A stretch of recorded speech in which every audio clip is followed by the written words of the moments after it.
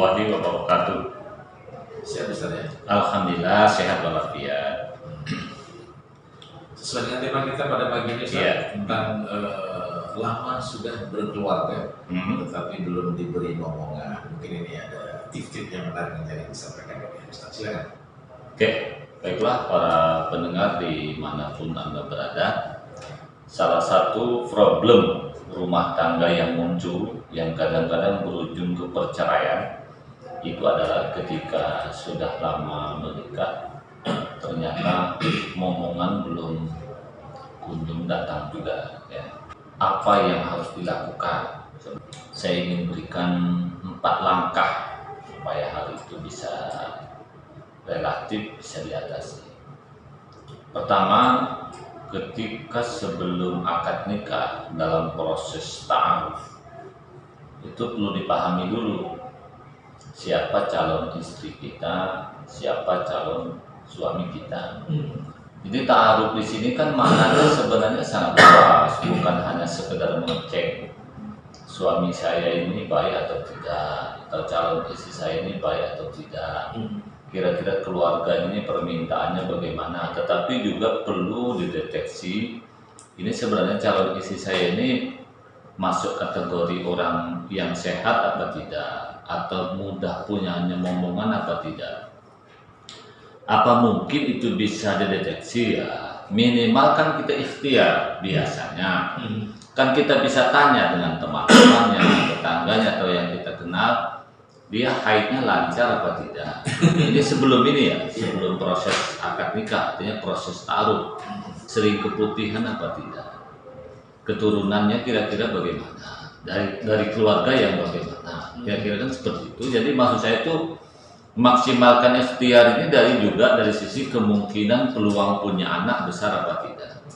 Kemudian kalau wanita ini penyayang dengan anak apa tidak, masuk kategori tomboy apa lembut. Dan seperti itu. Nah, khusus kepada laki-laki, yang wanita juga perlu cek ini calon suami saya ini kira-kira betul-betul laki-laki atau bawaan-bawaan perempuan seperti itu. Bukan berarti kita harus berzina dulu ya, tapi minimal kan dari pembawaan kan bisa terlihat seperti itu.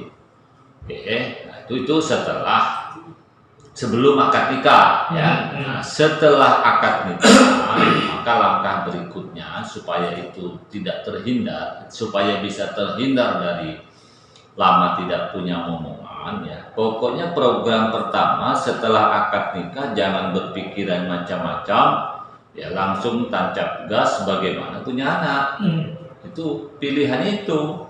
Artinya apa? Kalau bagi perempuan, menurut saya tak usahlah kejar karir dulu. Sebab banyak wanita ini yang berjanji, kita oke akad nikah, tapi 3 tahun jangan punya momongan ya. Maka dengan cara ber-KB dan segala macam itu nanti peranakan bisa kering ya, kandungan itu. Jadi program pertama setelah akad nikah ya sudah punya anak dulu, tancap gas seperti itu.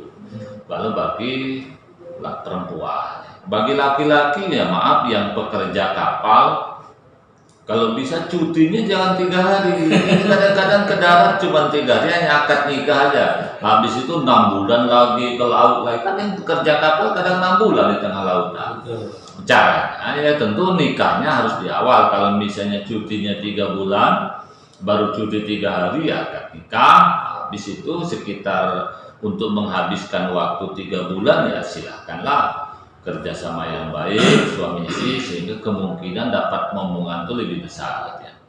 Nah sekarang persoalannya ya, andaikan lama sudah menikah tak punya momongan juga.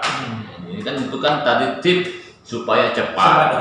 Nah sekarang andaikan sudah lama menikah tak punya momongan juga, apa yang harus dilakukan? Menurut saya ukuran lama atau tidak lama ini menurut saya ya 4 bulan.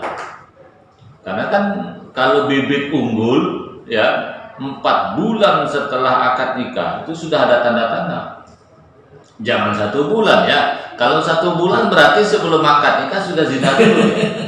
Karena terjadinya pembuahan kalau dalam ilmu yang saya pahami itu tiga kali suci. Iya. Kalau sekali suci itu katakanlah 1 bulan, artinya haid ya. Iya. Kalau 3 bulan, ya anggaplah bulan keempat. Nah, kalau bulan keempat setelah hari pernikahan kok tidak ada tanda-tanda, ya cepat periksa. Jangan diam, jangan tunggu sampai 1 tahun, 4 bulan setelah akad nikah. Tapi dengan catatan 4 bulan ini ya jimanya lancar. Walaupun 1 tahun kalau tak pernah jima, nggak bisa juga dicek. Nah, setelah jima lancar 4 bulan, cek ke dokter kalau belum ada tanda-tanda kehamilan.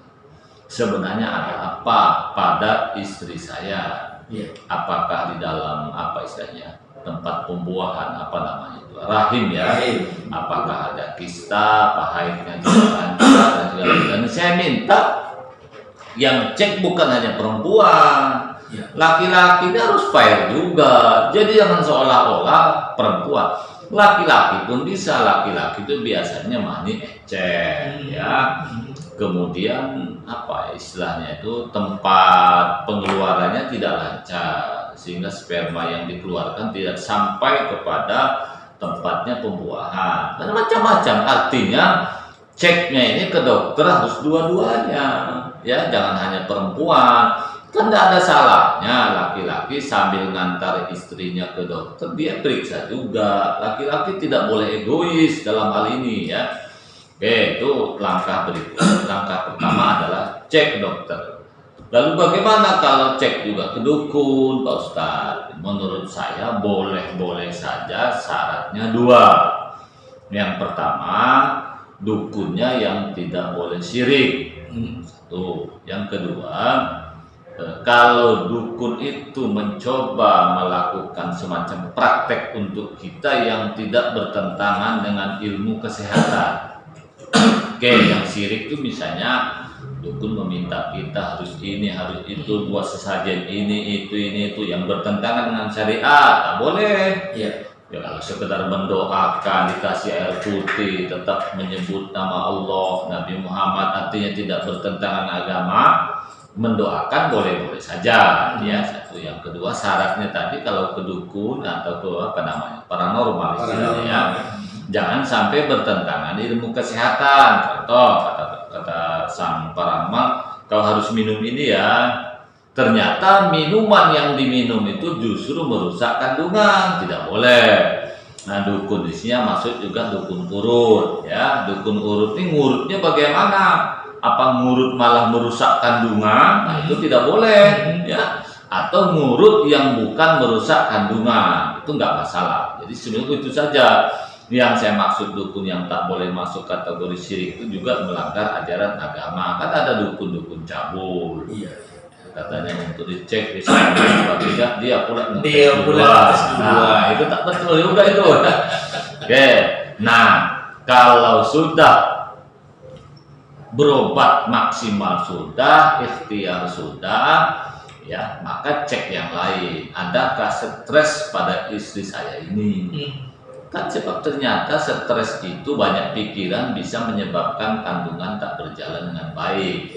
Stres di sini bisa karena stres pikiran atau kerja berat. Sama-sama itu kurangi kalau memang itu penyebabnya. Kemudian kalau 4 tahun ya, ini dalam ilmu saya, kalau 4 tahun tak ada tanda-tanda punya anak juga, tapi dengan catatan nikahnya usia normal, 25 tahun ya, bukan yang 50 tahun, maka sebaiknya secepat mungkin ngangkat anak. Jadi ngangkat anak, tapi konsekuensi mengangkat anak ini juga tidak gampang ya, karena anak angkat bukanlah anak kandung. Berlaku halal haram kalau dia sudah usia balik. Kalau ngangkat anak perempuan berarti ibunya yang banyak maksiat. Kalau ngangkat kalau ngangkat perempuan bapaknya maksiat. Kalau ngangkat anak laki-laki ibunya yang banyak maksiat. Berikut anaknya juga tentunya. Nah, caranya bagaimana? Tentu ngangkat anak saudara bisa saja seperti itu. Kenapa ada orang beranggapan ada kemungkinan kalau kita ngangkat anak nanti kita punya anak juga? Ini sebenarnya Allah ini sedang menguji kita siap tidak kita ini punya anak sebenarnya, ya. Makanya sering saya katakan bahwa salah satu cara istri, ya, calon istri yang baik itu sayang anak ketika sebelum nikah. Tapi kalau sebelum nikah pun dengan anak pun ya maaf terlihat jijik, maka agak susah nanti dapat anak itu. Kenapa? Allah tidak yakin ketika diberikan anak kita ini bisa amanah ngurus anak itu. Jadi perlu dites, perlu dicek, walaupun ini bukan ilmu medis ya. Dalam artian kita ngangkat anak, siapa tahu dengan angkat anak kita nanti akan rajin mengurus anak, akan sayang, kata Allah. Ternyata pengantin ini sudah cocok lah punya anak, ternyata anak orang aja diurus, apalagi anak sendiri. Insya Allah itu salah satu jalan ya. Nah, kalau ternyata tidak punya anak juga setelah ngangkat anak, ya kelipatan 4 tahunnya. 4 tahun ilmu saya tidak harus diikuti sebenarnya, artinya sudah 8 tahun, ya pilihannya bisa 3. Satu, kalau memang bisa sabar, tetaplah tak punya anak sambil ikhtiar ngurus saja anak. Kalau persoalannya itu ada di wanita, cek dulu masalahnya, maka suami bisa mengambil 2 jalan. Jalan pertama bisa poligami, dan dalam undang-undang itu bagian yang diperbolehkan ketika istri tak punya anak. Jalan kedua, kalau istri tak bisa poligami ya bisa cerai. Khusus istri nih, kalau tetap tak punya anak juga, kalau betul penyebabnya itu ada di laki-laki, boleh menggugat cerai suami untuk cerai supaya bisa menikah dengan orang lain. Dan itu dalam undang-undang bagian yang diperbolehkan karena ingin punya anak, menceraikan suami atau istri dengan catatan tentu membawa bukti di pengadilan sebenarnya betulkah penyebabnya itu di suami. Tapi kalau penyebabnya di istri yang menggugat tak akan bisa cerai juga. Secara umum begitulah penyebab